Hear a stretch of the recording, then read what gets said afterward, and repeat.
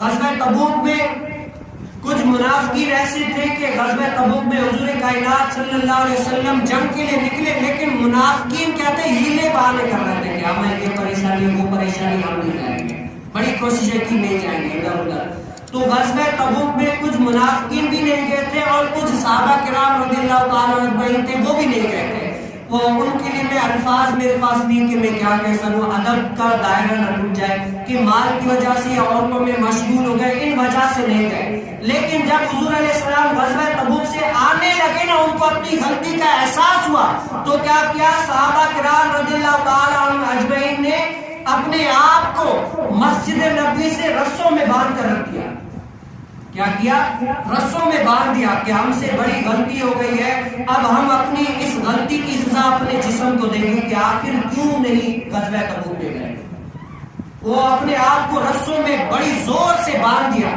جب باندھا نا، اور شرط کیسی لگائی کہ جب تک حضور کائنات صلی اللہ علیہ وسلم ہمیں نہیں کھولیں گے، ہم نہ کچھ کھائیں گے پیئیں گے، نہ ہی اپنے آپ کو کھولیں گے۔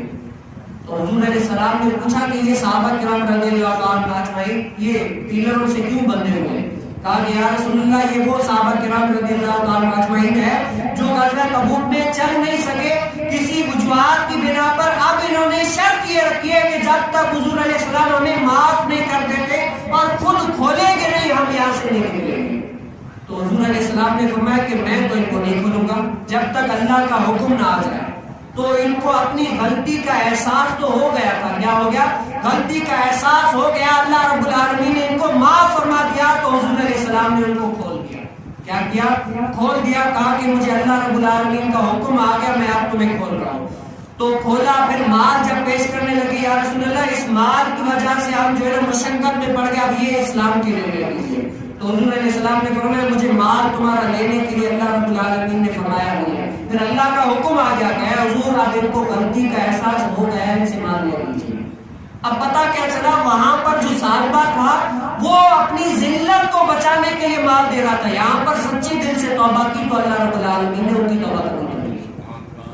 اور غزوہ تبوک کہتے مال کا ایسا تھا، اب تو اتنی سردی نہیں، گرمی نہیں ہے، لیکن اس ٹائم اتنی گرمی تھی کہ لوگ اپنے گھروں میں اتنی گرمی کی وجہ سے مر رہے تھے۔ لیکن ایک صحابی حضرت سیدنا ابو خیثمہ رضی اللہ تعالیٰ عنہ، وہ کسی یعنی صحابہ کرام رضی اللہ تعالیٰ اجمعین جب غزوہ تبوک کے لیے نکل گئے نا، وہ گئے نہیں کسی وجہ سے۔ ان کی بیوی نے اس گرمی سے بچنے کے لیے خیمہ لگایا، جس خیمے کے اندر بیٹھے کچھ راحت آئی، کچھ سکون آیا، جیسے پنکھا چل رہا ہو گرمیوں کے موسم میں یا ایسی چل رہی ہو گھر میں تو کتنا سکون آیا اس گھر میں۔ ایسی خیمے کے نیچے بیٹھے، تھوڑا راحت سکون آیا۔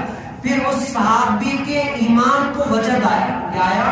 ایمان کو وجد آیا کہ اللہ کے محبوب صلی اللہ علیہ وسلم جن کے صدقے میں دونوں جہاں بنے ہیں، وہ اتنی گرمی میں بھی اللہ کے حکم پر عمل کرتے ہوئے وہ جہاد میں گئے ہیں، میں کیسے یہاں پر ٹھنڈک میں رہ سکتا ہوں؟ اسی ٹائم کچھ توشہ دان لیا، کچھ کھجوریں لی، اسی ٹائم پر گھوڑے پر سوار ہو کر وہ لشکر اسلام سے جا کر گئے۔